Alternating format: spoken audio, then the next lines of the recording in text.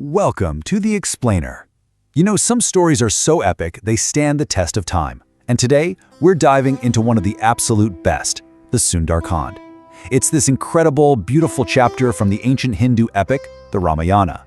And really, it's a story all about unwavering devotion, mind-blowing power, and one hero staring down an impossible mission. So here's the setup. At its heart, this is a story about a kidnapped queen, Sita. Her husband is the divine prince Rama, and he has to rescue her. The problem is, she's been taken across an ocean to an enemy kingdom. So they send one hero on a mission that, let's be honest, no one else could possibly pull off. Let's meet. So that hero? It's Hanuman, a powerful being from the Vanara race. They're kind of like a race of intelligent monkeys. Now, what's so incredible about Hanuman is that because of a childhood curse, he'd actually forgotten how immensely powerful he was until this very moment. And his mission is to do what an entire army couldn't, cross the vast ocean to the demon kingdom of Lanka and find the lost Sita. I mean, just try to wrap your head around the sheer power of that. This was not just a jump. We're talking about a flight, a feat of divine strength, soaring across an entire ocean. This single leap is the first great test of his journey, and it's a commitment from which there is absolutely no turning back. But, you know, his path was anything but clear. He immediately faces these three supernatural obstacles, and each one is designed to test a different part of his character. First up, Mount Mainaka offers him a place to rest, testing his focus. He politely declines. Next, the sea demon Sarasa tries to swallow him whole, a test of his wit, which he passes by shrinking down and flying right through her. And finally, another demoness attacks by grabbing his shadow, testing his pure, unyielding power. He overcomes all of them, proving he's absolutely the right hero for this impossible job. So after crossing that impossible ocean, Hanuman finally arrives in Lanka. And listen, this is not some dusty little outpost. It's a glittering golden city, the heavily guarded fortress of the terrifying demon king, Ravana.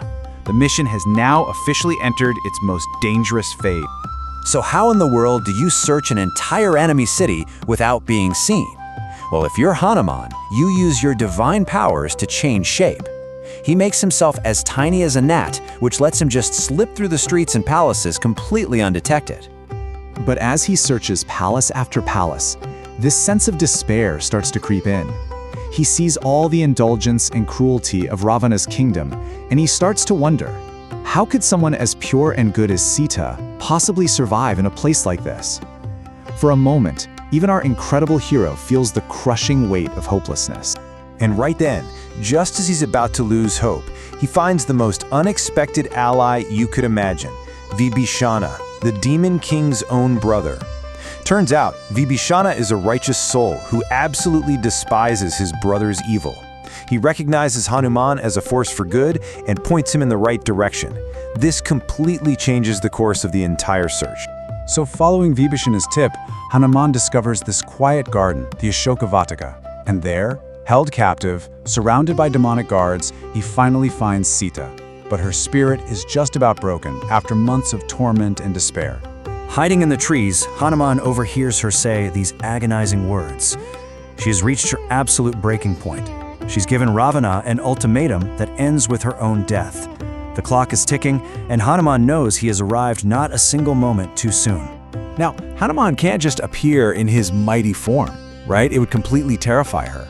So he takes this really delicate approach. Still tiny, from the safety of the trees, he just begins to gently tell the story of Rama. His voice is like a comfort, and he slowly, carefully wins her trust before he reveals who he really is and why he's there. And then, the moment of truth. He presents Rama's signet ring.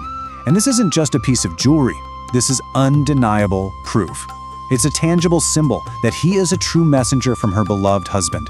And just like that, in an instant, all that despair is washed away and her will to live is totally reignited.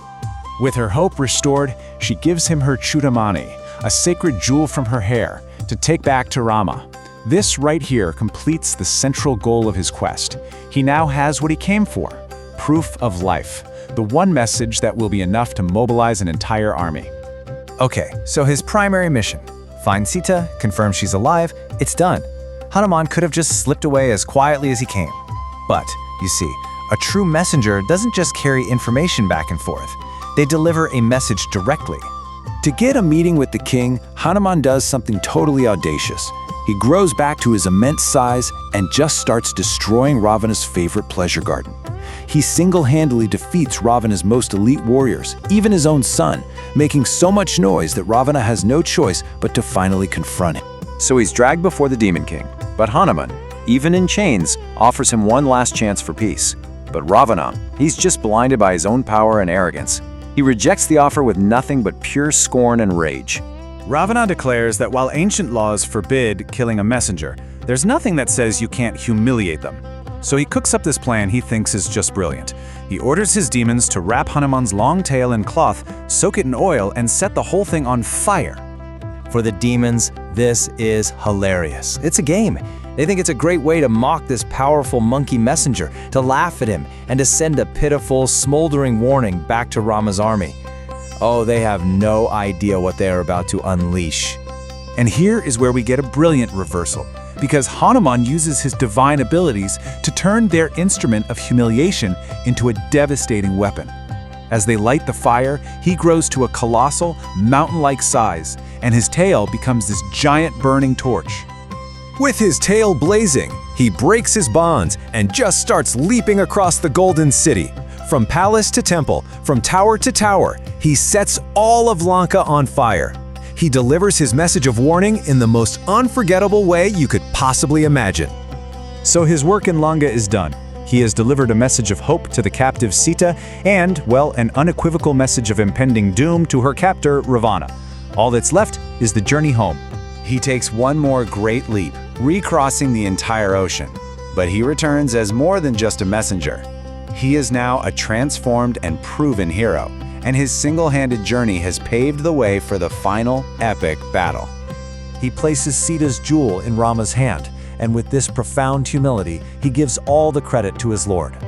This one act, this proof of life, transforms the entire army's despair into a roar of pure determination. The search is over. Now the war is about to begin. Ultimately, you see, the Sundarkand is so much more than a myth.